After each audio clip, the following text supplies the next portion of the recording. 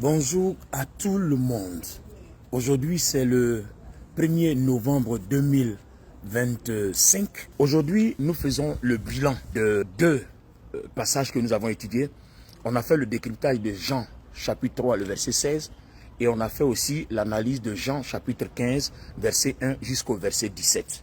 Alors, il y a eu beaucoup de choses qui ont été dites. Ce qui motive ces enseignements, c'est qu'en tant que pasteur, j'ai eu beaucoup d'inquiétudes venant de plusieurs personnes qui ont demandé, Pasteur Boni, écoute, tu nous parles de l'enlèvement, tu nous parles des temps derniers, tu nous parles de l'enfer, tu nous parles du royaume de Dieu, du paradis et tout ça. Donc concrètement, comment on fait pour aller au paradis?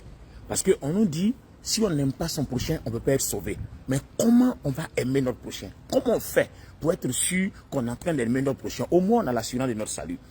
Comment on fait pour aimer l'éternel? Parce que c'est les deux commandements. Au moins, on a l'assurance de notre salut. Parce que si on n'aime pas Dieu, qu'on n'aime pas notre prochain, on ne peut pas être sauvé. Donc, c'est des questions que les gens m'ont posées et les gens sont dans l'inquiétude. C'est pour ça que je développe ces sujets. Et puis, il y a une autre inquiétude. Les gens m'ont demandé, mais comment vous faites pour entendre la voix de Dieu?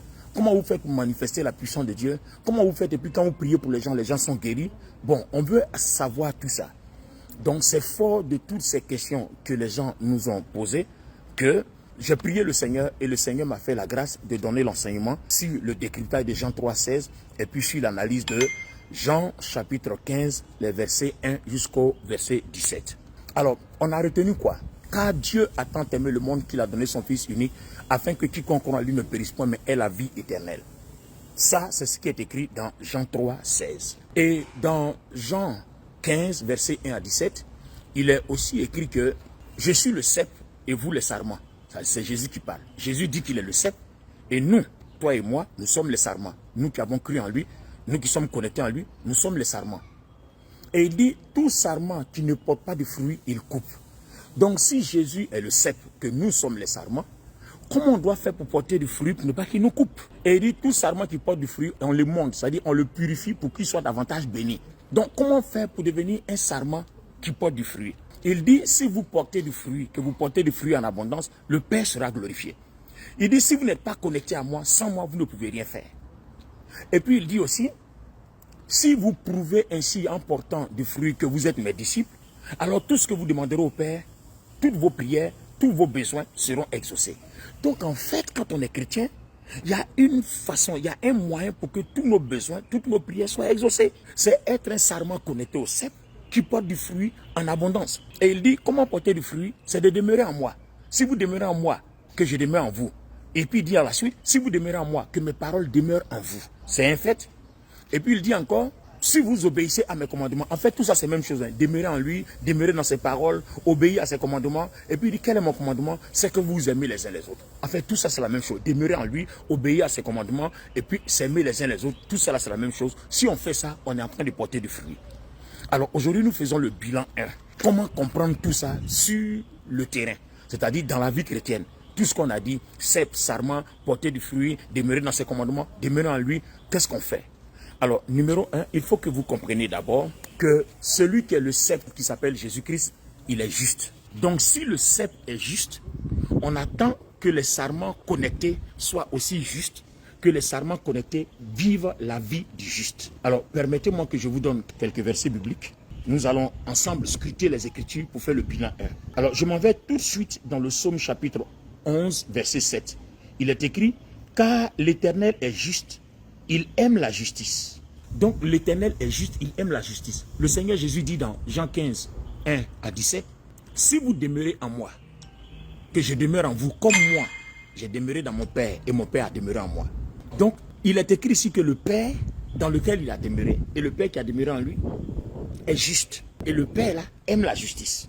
Donc si le Père est juste, que le Père aime la justice, on va voir aussi qui est le Fils. Et on va comprendre en ce moment précis ce que nous aussi nous devons être. Alors pour le Fils, je m'en vais dans 1 Jean chapitre 3, le verset 7. Il dit, petits enfants, que personne ne vous séduise. Et puis il dit ensuite, celui qui pratique la justice est juste comme lui-même est juste. Donc celui qui pratique la justice est juste comme Jésus-Christ lui-même est juste. Donc si le Père demeure en Jésus-Christ, que Jésus-Christ demeure en le Père, que le Père est juste, Jésus-Christ est juste. Et Jésus-Christ dit aussi que nous aussi nous devons demeurer en lui, lui doit demeurer en nous de la même façon qu'il a demeuré dans le Père et que le Père a demeuré en lui. Waouh! Les amis, c'est fort, hein? C'est trop fort.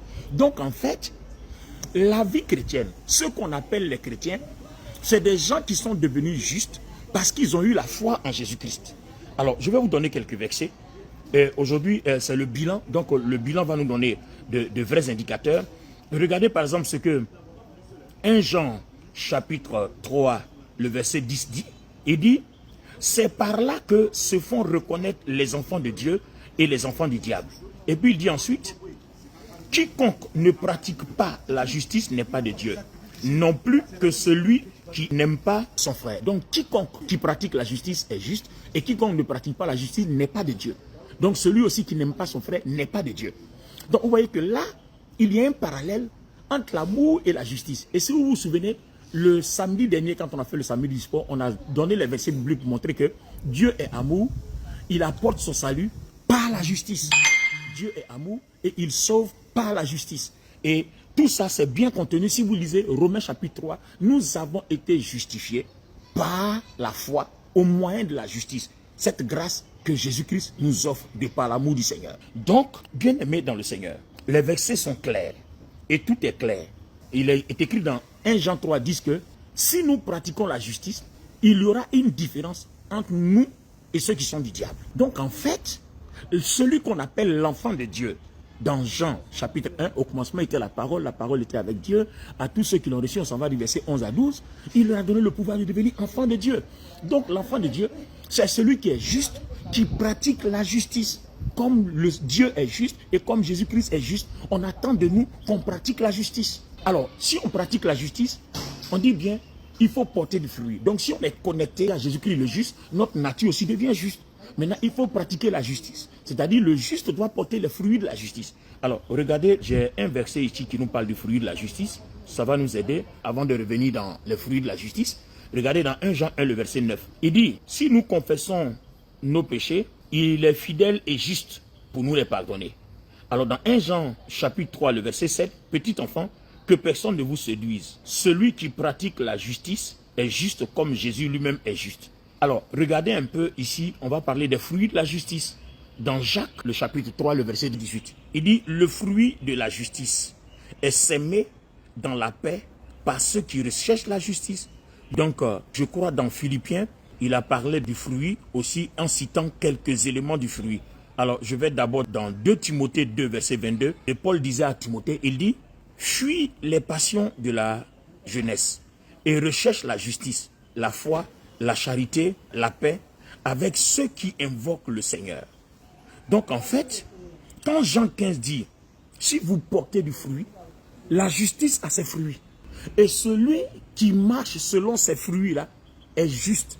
C'est celui-là qui porte du fruit en abondance, qui prouve ainsi qu'il est un disciple. Et c'est celui-là que Dieu exauce dans tous ses besoins. Ce n'est pas moi qui l'ai dit, lisez Jean 15, 1, 17.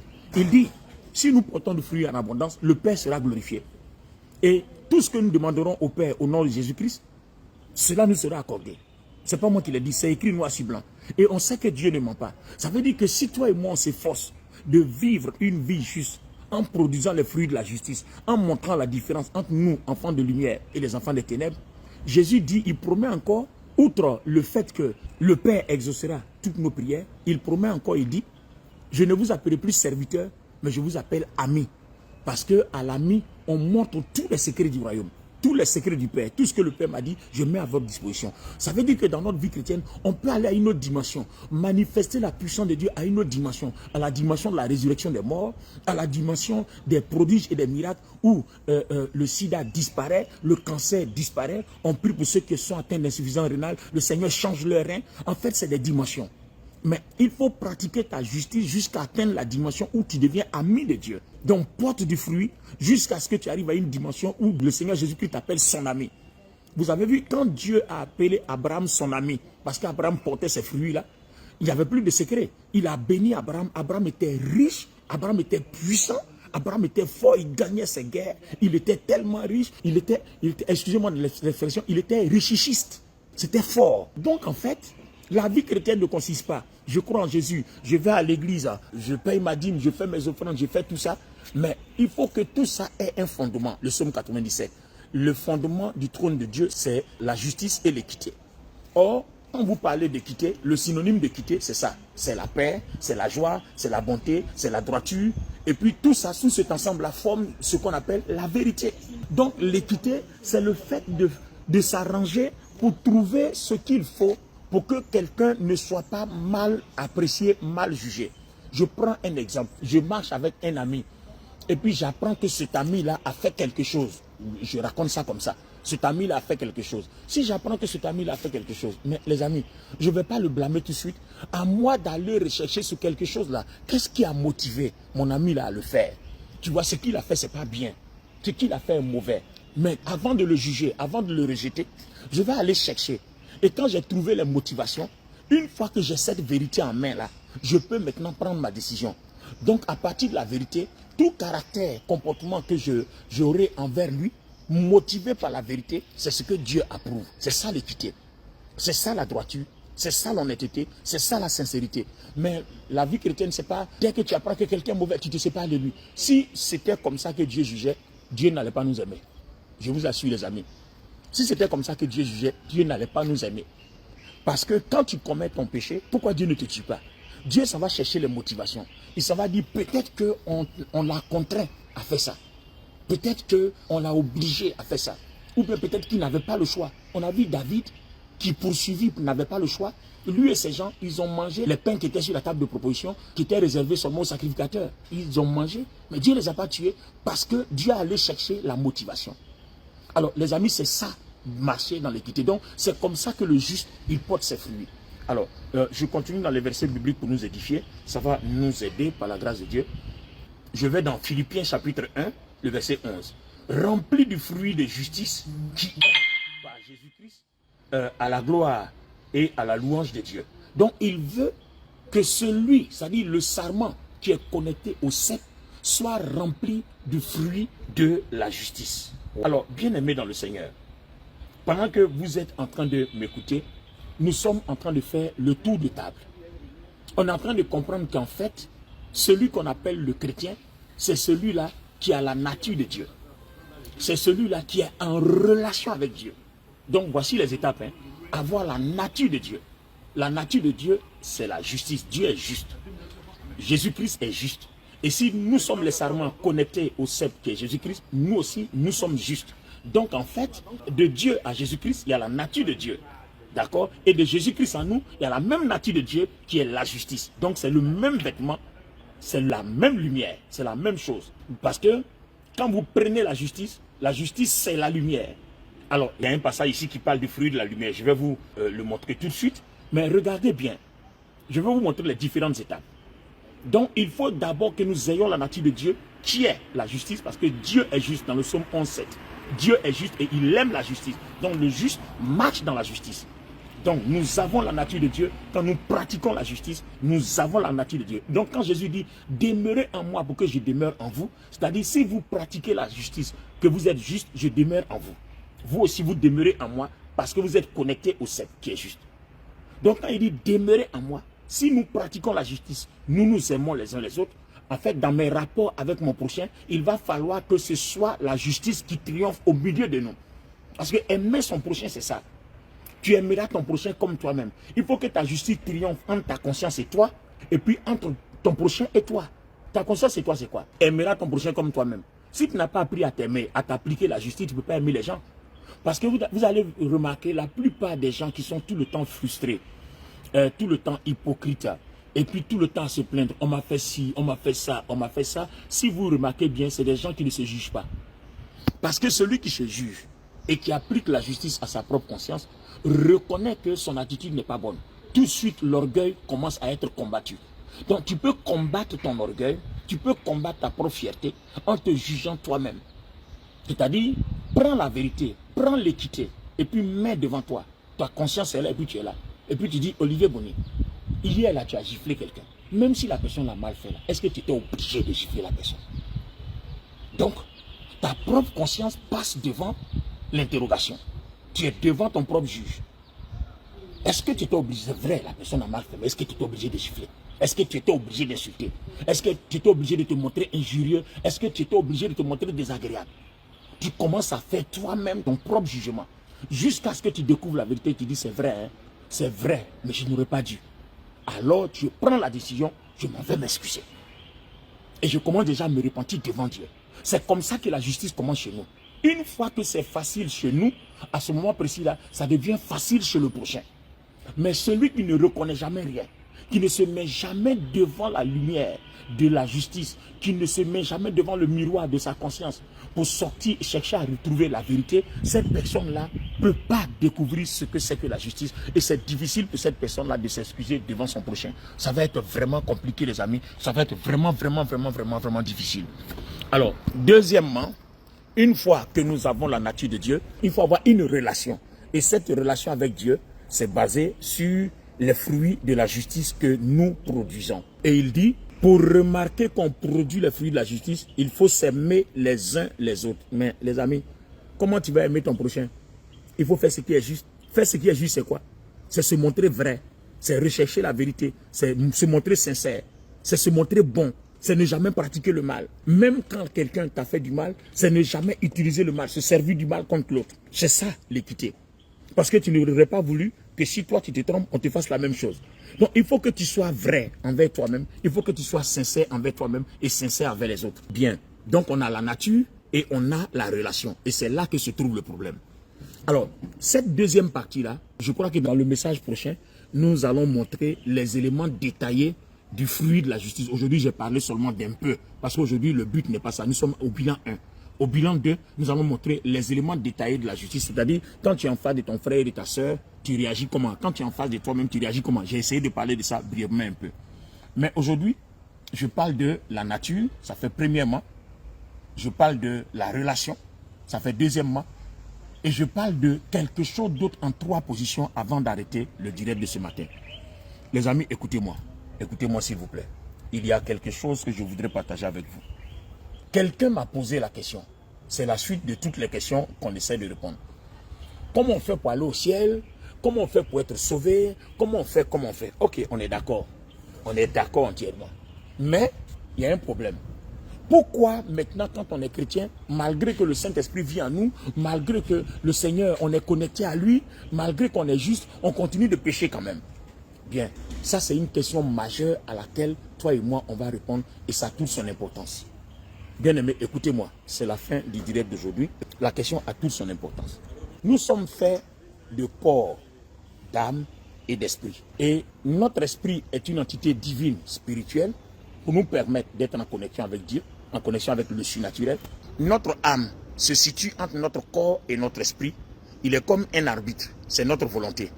C'est elle qui décide de choisir ce que l'esprit veut ou de choisir ce que le corps veut. Et nous savons tous dans les Écritures que ce que le corps veut, c'est ce que le diable veut. Et ce que l'esprit veut, c'est ce que Dieu veut, c'est ce que le Saint-Esprit veut. Alors, quand nous avons donné notre vie à Jésus-Christ, quand Jésus est mort à la croix, Dieu nous a régénérés. Donc, il a permis maintenant, comme le dit Éphésiens chapitre 1, le verset 13, il a permis que nous soyons unis au Christ. Romains 6 le dit aussi. Il a permis que nous soyons unis au Christ par le Saint-Esprit. Alors, si nous sommes unis au Christ par le Saint-Esprit, il y a le fait que Dieu se retrouve désormais attaché dans notre esprit. Donc, quand Dieu veut nous parler, c'est dans notre esprit que toutes les paroles sont déposées. Quand il veut nous donner un don, c'est dans notre esprit que tout est déposé. Quand la puissance de Dieu veut agir, c'est dans notre esprit que tout est déposé. Donc, quand la puissance de Dieu vient, elle ne vient pas dans notre âme, elle ne vient pas dans notre corps. L'âme n'a pas de corps. Soit l'esprit est le corps de l'âme, soit la chair est le corps de l'âme. Il y a 2 choses. Donc, l'âme n'a pas de corps. L'âme est notre volonté, c'est votre personnalité. Donc, soit l'esprit est son corps, soit la chair est son corps. Donc, le jour où, par exemple, vous mourrez, si vous devez aller en enfer, ben, écoutez, Dieu retire son esprit en vous, et puis votre âme s'en va souffrir en enfer là-bas, c'est-à-dire votre personne, ça va souffrir en enfer. Mais si vous devez aller au ciel, à ce moment précis, comme vous avez mené une vie juste, la lumière de Dieu, Dieu vous donne un corps glorieux, voilà, un corps céleste, parce que là, on habite sur la terre, ici, donc, on a cette peau-là, c'est un corps terrestre. Donc, quand on s'en va au ciel, Dieu nous donne un corps céleste. Mais là n'est pas le problème. Le problème, c'est que toutes ces choses-là opèrent dans l'esprit. Maintenant, c'est ton âme qui doit faire le choix de marcher selon l'esprit pour vivre la vie éternelle, pour vivre la puissance de Dieu, pour vivre les dons, pour entendre la voix de Dieu, pour être puissant, pour écraser la sorcellerie, pour écraser l'occultisme, pour écraser les ténèbres, pour écraser les démons. Il faut bien que tu vives par l'esprit. Donc tu peux être chrétien. Si tu ne vis pas par l'esprit, tu ne peux pas dominer les démons. Tu ne peux pas dominer les sorciers. Tu ne peux rien faire. Ton esprit restera toujours faible. Parce que tout simplement, c'est la chair qui domine ton âme. Donc quand la chair domine ton âme, tu es vulnérable. Quand tu dors, il y a des mauvais sons, il y a des mauvais rêves, les gens font de toi, ou bien dans la vie active, quelqu'un peut aller bloquer ta bénédiction, ou quand tu pries, quelqu'un peut faire une prière contraire pour te bloquer, alors que quand tu vis par l'esprit, personne ne peut faire toutes ces choses. Parce que vivre par l'esprit, c'est vivre une vie juste. Et quand vous vivez une vie juste, on dit bien tout ce que vous faites, Dieu exauce. Parce que ça veut dire que c'est Dieu même qui devient votre combattant. Le direct prochain, on va expliquer de façon détaillée la vie du juste. Et vous allez voir pourquoi il est intéressant d'opter pour les fruits de la justice. Alors, quel est le problème? Où est-ce que je vais dans tout ça là? Tout ce que je suis en train de dire, je vais où? C'est le fait que on est fait en 3 parties. Et puis le problème, c'est que nous vivons séparément.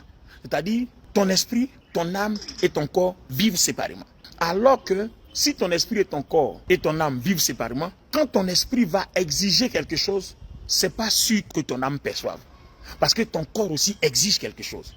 Donc ton âme se retrouve dans un combat tiraillé de part et d'autre, soit par l'esprit, soit par le corps. Voilà le problème que les chrétiens ont. Et le plus fort l'emporte.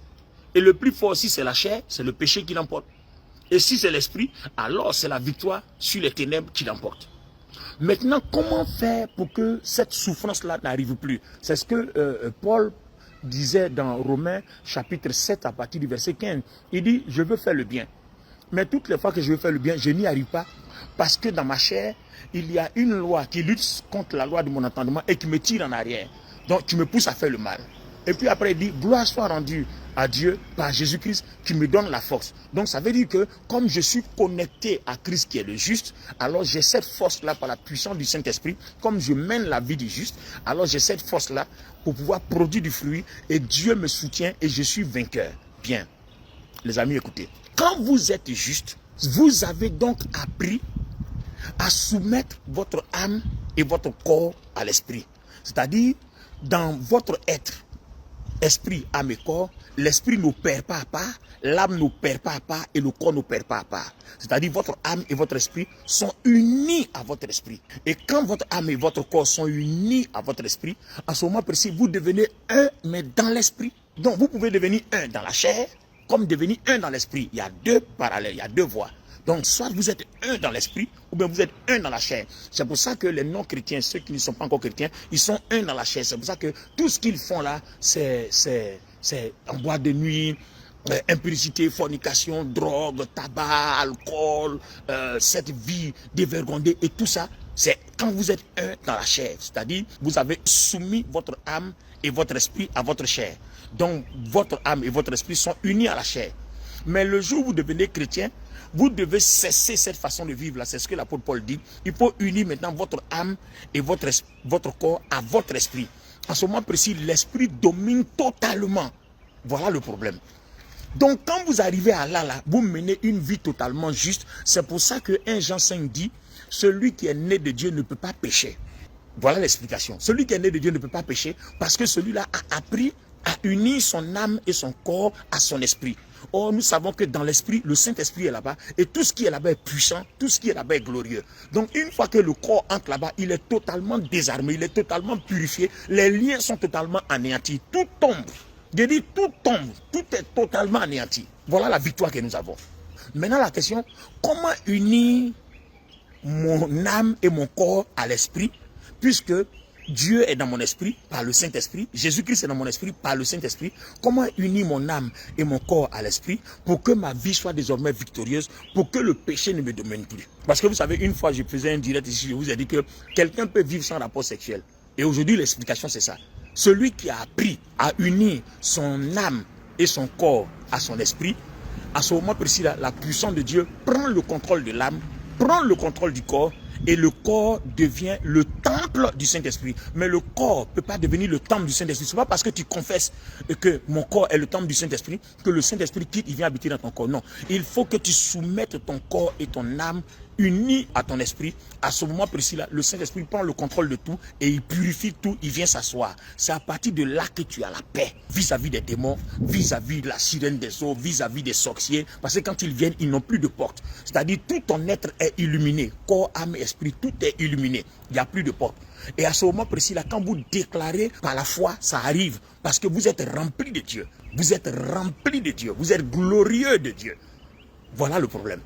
Donc, comment unir son âme et son corps à l'esprit pour que tout ce que le corps opère soit la puissance de Dieu? Pour que tout ce que l'âme décide soit la puissance de Dieu. C'est ce que nous allons étudier la prochaine fois. Maintenant, nous savons aujourd'hui que quand nous acceptons Jésus-Christ, nous sommes connectés au cèpe qui est juste. Nous aussi, nous sommes justes. Donc aujourd'hui, nous avons toutes les preuves bibliques par les versets que notre nature est juste. Nous devons porter les fruits de la justice. Donc, quels sont les différents fruits de la justice de façon détaillée? Donc, c'est deux questions. Les fruits de la justice de façon détaillée. On dit d'aimer mon prochain. Quels sont les détails de la façon dont je dois aimer mon prochain? On dit de demeurer dans la parole. Si je demeure dans la parole, j'aime mon prochain. Je demeure en Christ, Christ demeure en moi. Donc, quels sont les éléments détaillés? Quels sont les actes détaillés qui prouvent que j'aime mon prochain? Pour que ma vie juste demeure, afin que je demeure en Christ, qu'il demeure en moi, de telle sorte que tout ce que je demande à Dieu, il me l'accorde, de telle sorte qu'il n'y a plus de secret entre Dieu et moi. Quand je veux voir, Dieu ouvre mes yeux, je vois. Quand je veux entendre, il ouvre mes oreilles, j'entends.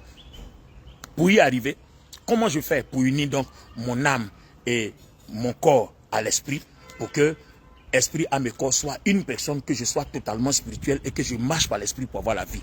Voilà les deux questions majeures que nous allons étudier dans le bilan 2. Et c'est à partir de là que on aura résolu la question du modèle de vie spirituelle.